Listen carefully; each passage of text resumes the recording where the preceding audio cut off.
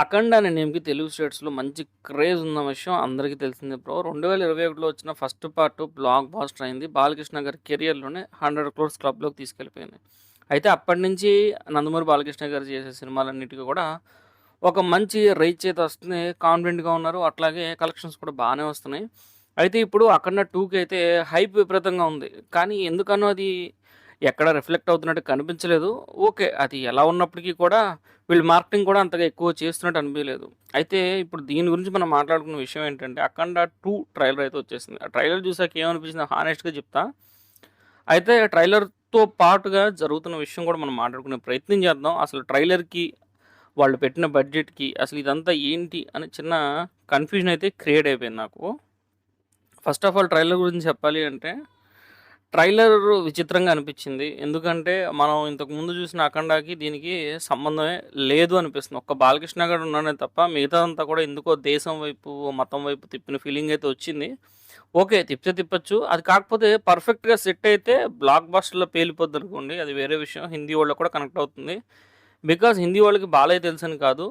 ఖచ్చితంగా ఇది 'సరైనోడు' సినిమా అనేది హిందీ వాళ్ళు తెగ చూసారనమాట. సో, ఆ సినిమా డైరెక్టర్ నుంచి వస్తుంది అని చెప్పి ప్రమోట్ చేయగలిగితే హిందీలో, డెఫినెట్‌గా సినిమాకి ఒక మంచి రీచ్ అయితే వచ్చే అవకాశం కనిపిస్తుంది. ఇదంతా పక్కన పెట్టేస్తే, ఫస్ట్ ఆఫ్ ఆల్ బాలకృష్ణ గారి సినిమాలో టాప్ కలెక్షన్స్ అంటే 100 క్రోర్స్ అంటే ఇదే కొట్టిందనమాట. సో, 100 క్రోర్స్ కలెక్ట్ చేసింది ఈ సినిమా గ్రాస్ అట్లాంటిది.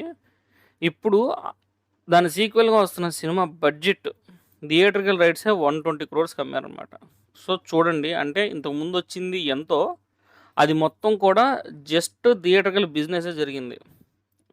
అంటే రికవర్ చేయాలంటే దాదాపుగా 225 క్రోర్స్ వరకు పోవాలనమాట. అప్పుడు గాని ఇది బ్రేక్ ఈవెన్ చేసి ఎస్కేప్ అవ్వదు.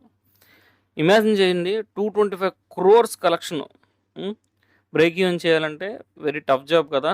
ఎందుకంటే ఓన్లీ ఇన్ తెలుగు స్టేట్స్‌లోనే ఇంతొస్తదని ఎక్స్‌పెక్ట్ చేయాలంటే కష్టమే అనిపిస్తుంది నా వరకు. సినిమా మీద ఇంట్రెస్ట్ ఉంది జనాలకి కాదని చెప్పలేము కానీ ఈ ట్రైలర్ చూసిన తర్వాత ఇంకా భయం పెరిగిందనే చెప్పాలి. నా వరకు అయితే భయమైతే పెరిగింది. ఇన్‌ఫాక్ట్ ఆ ట్రైలర్ చూసిన తర్వాత ఈ సినిమా ఎటో పోతుందన్న ఫీలింగొచ్చింది నాకు. ట్రైలర్ క్వాలిటీ ఎలా ఉంది అంటే, బోయపాటి గారు ఎప్పుడూ కూడా మంచి కలర్‌ఫుల్ సినిమాలు తీయడానికి ఇష్టపడతారు. ఆయన ఎంత మాస్ పెట్టినా, ఎంత క్లాస్ పెట్టినా సరే, ఆ రిచ్‌నెస్ అయితే పోనివ్వరనమాట.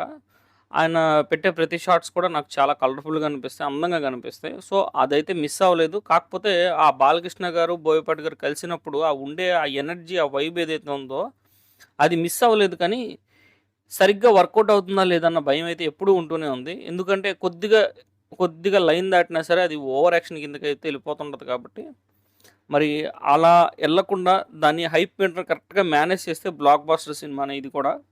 చూడాలి మరి ఏమవుతుందో. ట్రైలర్‌లో కొన్ని గ్రాఫిక్స్ పెట్టారు. ఏవో దెయ్యాలంటున్నారు, దేవుళ్ళంటున్నారు, శక్తులు, అట్లాగే దేశం ఇవన్నీ కలిపి ఏదో గ్యామ్లింగ్ చేసేసారు మొత్తం కలిపేశారు. చూడాలి ఇది సరిగ్గా ఉడికిన రైసా? లేకపోతే సగం ఉడికిన రైసా అన్నది.